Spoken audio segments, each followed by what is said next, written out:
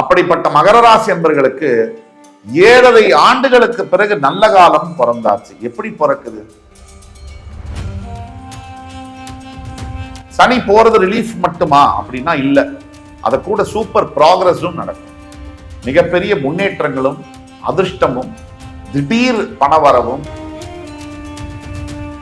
முழுவதுமாக வாழ்க்கை மாறுகின்ற சூழ்நிலை. மார்ச் 6ஆம் தேதி வரை நீங்கள் பொறுத்திருக்க வேண்டும். 6க்கு பிறகு முதல்ல மார்ச் 6 7 சனி முடியுது. அடுத்த 3 மாசத்திலே குரு பார்வை விழுது ராசி மேல. அப்படின்னு என்ன அர்த்தம்? இறைவன் பார்வை நம்ம மேல விழுதுன்னு என்ன அர்த்தம்? மகர ராசி என்பவர்களுக்கான பரிகாரம் அப்படின்னு நம்ம சொல்றதுக்கு ஒண்ணும் இல்லை. ஒரே ஒரு பரிகாரம்.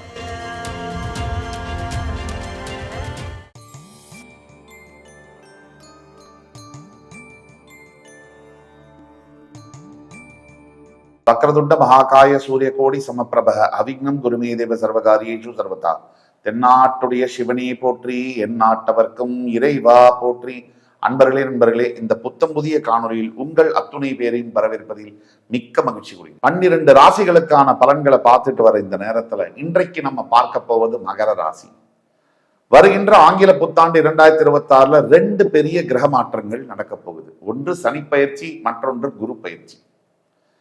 சனி பயிற்சியானது மார்ச் 6ஆம் தேதி வாக்கிய பஞ்சாங்கப்படி கும்பராசியிலிருந்து மீனராசிக்கு பெயரவிருக்கின்ற சனி பகவான்.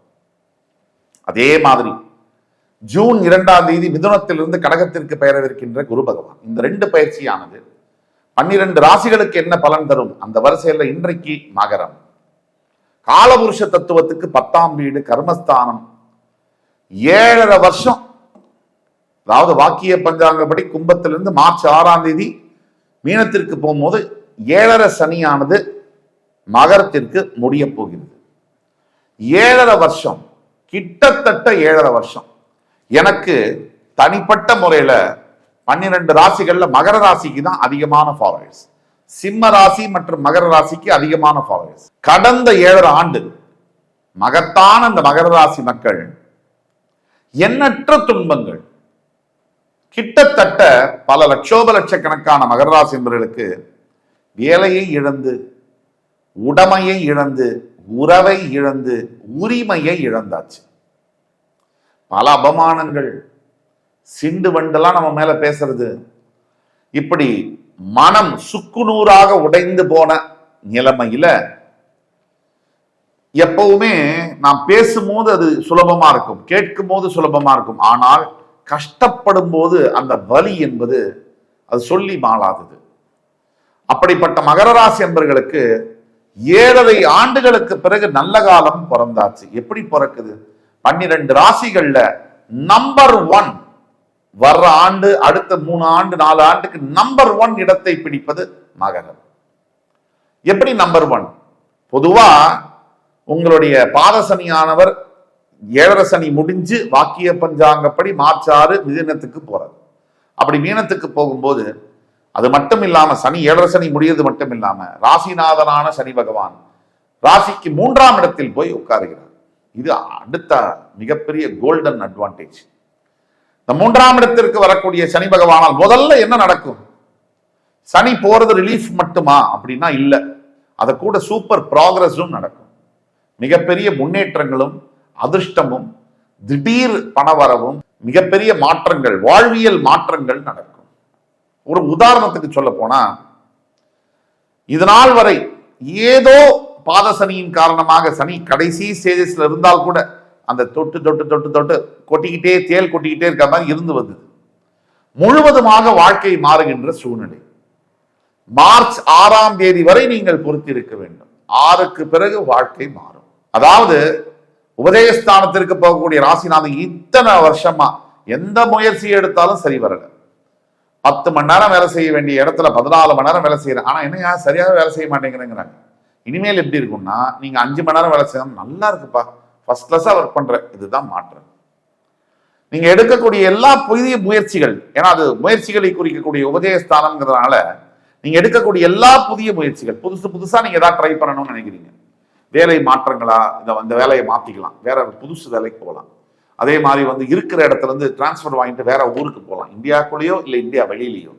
இதெல்லாம் பாசிபிள். இளைய சகோதர சகோதரிகளினால் பெரிய அளவுல பெனிஃபிட். 3ங்கிறது இளைய சகோதர ஸ்தானம் அந்த குடிக்கிறதுனால. நம்ம நண்பர்கள் இது நாள் வரைக்கும் நம்மளை எவெல்லாம் ஏமாத்துறான்னு அந்த நண்பனாவே பார்த்திருப்போம். இனிமேல் தான் உண்மையான நண்பன் ஒருத்தர் இருந்தா போறோம்னு சொல்லுவாங்க. அந்த ஒரு உண்மையான நண்பர் என்பது உங்கள் வாழ்க்கையில் வருவார். இவ்வளவு நடக்க போகுது. இதே மாதிரி கூட்டு தொழில்கள் பார்ட்னர்ஷிப் ஃபர்ம்ஸ் எல்லாம் மிகப்பெரிய அளவுல பெனிஃபிட்ஸ் ஆக போகுது. நீங்க மகர ராசி, நீங்க பார்ட்னர்ஷிப்பா ஃபர்ம்ல ஒரு பார்ட்னரா இருக்கீங்க அப்படின்னா உங்களுடைய பிசினஸ் பல மடங்கு விஸ்தரிக்கும். அதே மாதிரி இந்த இது சனி பயிற்சி எப்படி இருக்குன்னா குரு பயிற்சியை பத்தி பார்ப்போம். சரியாக குரு உங்களுடைய 6ஆம் இடத்திலிருந்து பெயர்ந்து 7ஆம் இடத்தில் உச்சம் பெற்று உங்களுடைய 11ஆம் வீடு ராசி 3ஆம் வீடு இந்த இடங்களை பார்க்க போகிறார். இந்த 11ஆம் வீட்டை குரு பார்வை விழுந்தாச்சுன்னா என்ன அர்த்தம் அப்படின்னா பொருளாதார நிலைமை என்பது 11 லாபஸ்தானம், பொருளாதாரம் வருமானம் எங்கிருந்து வரும். இன்னைக்கெல்லாம் வாழ்க்கைன்னா என்ன? காசு தான். காசு இருந்தா எதை வேணா பண்ணலாம். காசு இல்லைன்னா நாம நம்மளையே மதிக்க மாட்டோம். காசு இருந்தா நீங்க யாரையாவது மதிக்கலைன்னா கூட வாழ்க்கை நகர்ந்து போகுது. அப்படிப்பட்ட உலகமா மாறிடுச்சு. ஆக காசு, அந்த காசு வரக்கூடியது 11ஆம் வீடு. அந்த வீடு மேல குரு பார்வை விழுந்தால் பூர்வீக சொத்து கிடைக்கிறதும் காசு பொருளாதார நிலைமை. அதாவது ஒரு சாதாரண வேலை, ஒரு 30,000 ரூபாய் வேலை பார்த்து நான் பழச்சிட்டு இருக்கேன். என்னுடைய வாழ்க்கை தரம் என்பது உயருமா? 35,000 என்பது வாழ்க்கை தரம் உயராது. சம்பளம் 5,000 ரூபாய் ஏறினாலாம். வாழ்க்கை தரம் உயர வேண்டும் என்றால் 1 லட்சம் ரூபாய் வரைக்கும் சம்பாதிக்கணும். திடீர்னு சொந்த வீடு வாங்கணும், நிலம் வாங்கணும், லம்பா பணம் கிடைக்கணும், பெரிய அளவிலான தொகை கிடைக்கணும். அதெல்லாம் தரக்கூடிய அளவில் குரு தனகாரகன் உங்களுடைய லாபஸ்தானத்தை பார்வையிடுகிறார். ராசியை மேது குரு பார்வை ஸ்ட்ரெயிட்டா விழுது ஜூன் 2க்கு மேல. முதல்ல மார்ச் 6 ஏழரை சனி முடியுது. அடுத்த 3 மாசத்திலே குரு பார்வை விழுது ராசி மேல. அப்படின்னு என்ன அர்த்தம்? இறைவன் பார்வை நம்ம மேல விழுதுன்னு என்ன அர்த்தம்? நம்மளுடைய புத்தி சரியா வேலை செய்யும், நம்மளுடைய எண்ணங்கள் சரியா இருக்கும், நம்மளுடைய பேச்சு சரியா இருக்கும், நம்முடைய செயல்கள் சரியா இருக்கும். இந்த 3ம் சரி இருந்ததுனால் வாழ்க்கை எப்படி இருக்கும்? சூப்பரா இருக்கும். அப்ப இறைவனுடைய நேரடி பார்வை விழும்போது நம்முடைய வாழ்க்கை மாற்றங்கள் அடையுது. ஒரு ஆன்மீக பலம், மனசுல தைரியம், தன்னை அறியாத ஒரு உற்சாகம் எல்லாம் பிறக்கும். அப்ப ஜூன் 2 வரைக்கும் காத்திருந்து காத்திருந்து காத்திருந்து. இதுக்கு முன்னாடி பல நிகழ்ச்சிகள்ல மகர ராசிக்கு நல்லா இருக்குன்னு சொன்னீங்களே, உண்மைதான். தனிப்பட்ட பிறப்பு ஜாதகத்துல சில கோளாறுகள் இருந்தால் நான் சொல்வது வேலை செஞ்சிருக்காரு. கோச்சார ரீதியாக சில ஏற்ற இறக்கங்களோடு தான் கடந்த 4-5 ஆண்டுகள் இருந்தன. ஆனா இப்ப நம்ம சொல்லக்கூடியது உங்க பிறப்பு ஜாதகத்துல மோசமா இருந்தா கூட கோச்சார ரீதியா எக்ஸ்ட்ரீம்லி ஸ்ட்ராங்கா இருக்கு, ரொம்ப ஸ்ட்ராங்கா இருக்கு. அதனால மகரம் என்பது 12 ராசிகள் ஆங்கில புத்தாண்டுல முதலிடம் பிடிக்கக்கூடிய ராசி. அப்ப குரு பார்வை, இறைவனுடைய பார்வை உங்க மேல விழணும். அதாவது நான் ஒண்ணு சொல்றேன் கேட்டுங்க. படிப்பு படிச்சிருக்கலாம், பணம் இருக்கலாம், பதவி புகழ் பேர் எதவானா இருக்கலாம், இறைவனுடைய அனுகிரகம் ஆசீர்வாதம் இருக்கா இல்லையா, இவ்வளவுதான் பேச்சு. அந்த இறைவனுடைய பார்வை நம்ம மேல விழணும்னா என்ன அர்த்தம்? குரு பார்வை, தேவகுரு பிரகஸ்பதியினுடைய நேரடி பார்வை, சம சப்தம பார்வை.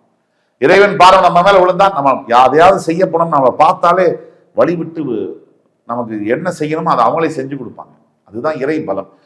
முகத்திலேயே ஒரு தேஜஸ்ல மாற்றங்கள் இருக்கும், ஒரு தன்னை அறியாத ஒரு உற்சாகம். இது நாள் வரைக்கும் ஒரு சந்தேகம், சஞ்சலம், மன சோர்வு, மன அழுத்தம் எல்லாம் அதெல்லாம் போய் தன்னை அறியாத ஒரு மன உற்சாகம் எல்லாம் இருக்கும். அதே மாதிரி குரு பகவானுடைய 9ஆம் பார்வை என்பது உங்களுடைய உபஜயஸ்தானத்தின் மீது விழுவதனால், ஆல்ரெடி எங்க ராசிநாதன் இருக்கார், உபஜயஸ்தானம் மேல குரு பார்வை விழுந்தா என்ன ஆகும்னா இதுதான் ஜாக்பாட், உண்மையான ஜாக்பாட்டுங்கிறது. இது அடுத்த நிலைக்கு ஒரு மனுஷன் போகணும்னாலே இருக்கிற இடத்துல இருந்தா ஒண்ணுமே நடக்காது. அடுத்த நிலைக்கு போகணும்னா என்ன பண்ணணும்? முதல்ல முயற்சியை எடுத்து வைக்கணும். முயற்சி எடுக்கிற எல்லாருக்கும் ஜெயிச்சிடுதா? எல்லாரும் தான் முயற்சி பண்றாங்க, உழைக்கிறாங்க, கடினமா உழைக்கிறாங்க. எல்லாருக்கும் வெற்றி கிடைக்குதா? இல்லை. ஏன் ஒரு சிலருக்கு மட்டும் வெற்றி கிடைக்குது, ஒரு சிலருக்கு வெற்றி கிடைக்கல? நேரம், காலம். என்னதான் நம்ம உழைப்பை போட்டாலும், என்னதான் சில விளையாட்டுலயே நீங்க பாத்தீங்கன்னா ஒரு சில கிரிக்கெட் மேட்சஸ்ல அருமையா விளையாடி இருப்பாங்க ஒரு பேட்ஸ்மேன், ஆனா அவருடைய அணி வெற்றி பெற்றிருக்காரு. இப்போ ஒரு சிலர் பாத்தீங்கன்னா அழகா இருப்பாங்க, நல்ல பணம் குணமெல்லாம் இருக்கும், கல்யாணம் நடக்காது. என்ன ஒண்ணு வேண்டி இருக்கு? ஆண்டவனுடைய அனுகிரகம். நீங்க முயற்சி எடுத்தா போதுமா? பலன் கடவுள் கொடுக்கணும்ல. அதைத்தான் குரு பார்வை மூலியமாக, குருவுடைய 9ஆம் பார்வை உங்களுடைய 3ஆம் இடத்தில் சனி பகவான் ராசிநாதன் மீது விழும்போது நீங்க என்ன, அதாவது சும்மா நினைச்சாலே நடக்கும், அந்த மாதிரியான அந்த காலகட்டத்துக்குள்ள நீங்க உள்ள வரீங்க. ஒட்டு மொத்தத்துல மகர ராசி என்பவர்களுக்கு இந்த ஆங்கில புத்தாண்டு என்பது கிட்டத்தட்ட ஒரு 30 வருஷத்துக்கு பிறகு ஒரு சூப்பர் டூப்பர் இயராக வருது. மகர ராசி என்பவர்களுக்கான பரிகாரம் அப்படின்னு நம்ம சொல்றதுக்கு ஒண்ணும் இல்லை, ஒரே ஒரு பரிகாரம். கொஞ்சம் முயற்சி, கொஞ்சம் நல்ல நம்பிக்கை, தன்னம்பிக்கை, கொஞ்சம் பாசிட்டிவான தாட்டோட போனீங்கன்னா இது வரைக்கும் கடந்த காலத்துல நடந்ததெல்லாம் மாறி புதியதோர் உலகம் படைப்பீர்கள். மகத்தான மகர ராசினியர்களே, இந்த எபிசோடு உங்களுக்கு பிடிச்சிருக்கும்னு நம்புறேன். அடுத்து வரும் காணொலியில் மறுபடியும் உங்கள் எல்லோரையும் சந்திக்கும் வரை உங்களிடம் இருந்து விடைபெறுவது உங்கள் சுபாஷ் பாலகிருஷ்ணன். நன்றி, வணக்கம், வாழ்க வளமுடன்.